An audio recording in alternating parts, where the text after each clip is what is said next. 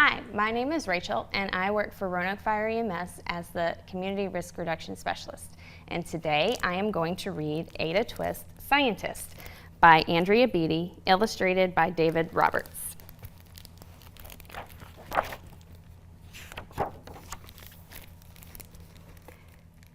Ada Marie, said not a word till the day she turned 3. She bounced in her crib and looked all around, observing the world but not making a sound. She learned how to climb and she made her big break with a trail of chaos left in her wake. She ran through the day, chasing each sound and sight, and didn't slow down till she conked out at night.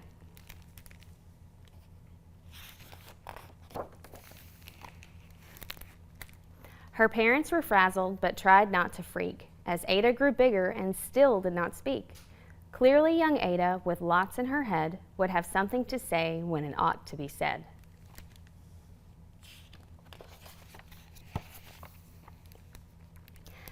That's just what happened when Ada turned 3. She tore through the house on a fact-finding spree and climbed up the clock just as high as she could. Her parents yelled, "Stop!" as all good parents would. Ada's chin quivered, but she did not cry. She took a deep breath and she simply asked, "Why?" Why does it tick and why does it talk?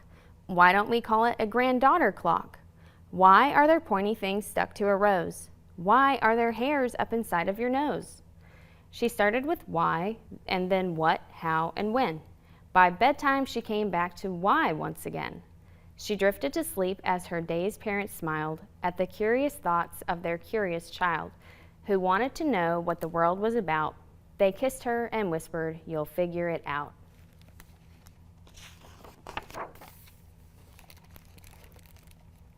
Her parents kept up with their high-flying kid, whose questions and chaos both grew as she did.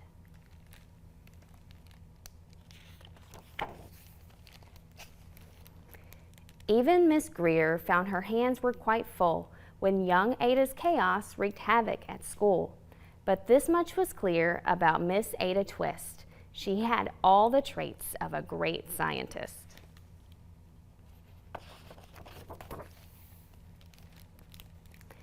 Ada was busy that first day of spring, testing the sounds that make mockingbirds sing, when a horrible stench whacked her right in the nose, a pungent aroma that curled up her toes. "Zowie," said Ada, which got her to thinking, what is the source of that terrible stinking? How does a nose know there's something to smell? And does it still stink if there's no nose to tell? She rattled off questions and tapped on her chin. She'd start at the start where she ought to begin. A mystery, a riddle, a puzzle, a quest. This was the moment that Ada loved best.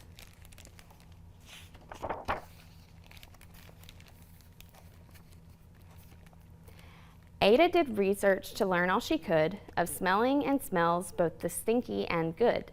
One hypothesis Ada thought could be true: the terrible stink came from Dad's cabbage stew. She tested and tested, but soon Ada knew it was time to come up with hypothesis 2. Then, zowie, the stink stunk again, just like that.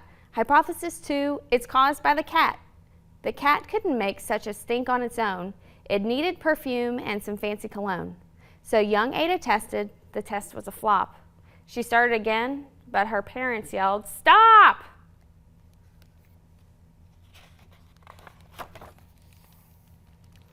Ada Marie, to the thinking chair now by the time we count 3.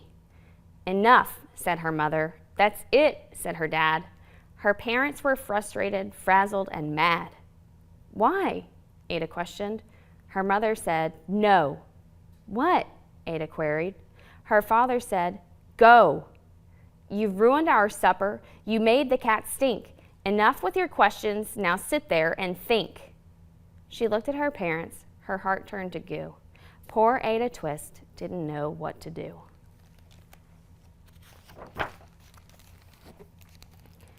And she sat all alone by herself in the hall, and Ada once more could say nothing at all.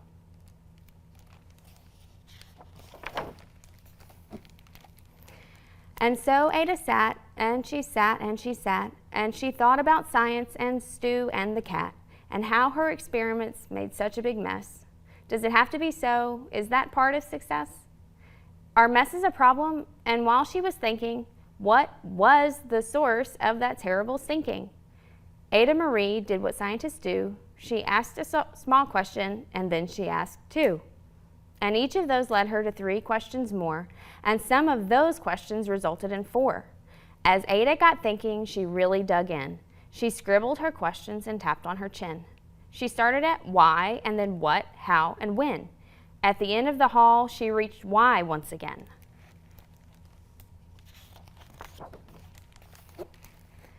Her parents calmed down, and they came back to talk. They looked at the hallway and just had to gawk. No patch of bare paint could be seen on the wall.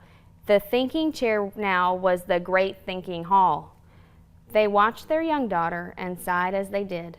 What would they do with this curious kid who wanted to know what the world was about? They smiled and whispered, "We'll figure it out."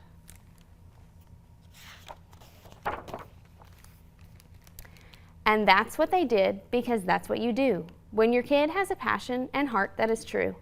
They remade their world. Now they're all in the act of helping young Ada sort fiction from fact. She asks lots of questions. How could she resist? It's all in the heart of a young scientist. And as for that smell, what can Ada Twist do but learn all she can with her friends in grade 2? Will they discover the stink that curls toes? Well, that is the question, and someday, who knows? The end. Thank you so much for reading Ada Twist Scientist with me today, and I hope you have a wonderful Read Across America Day.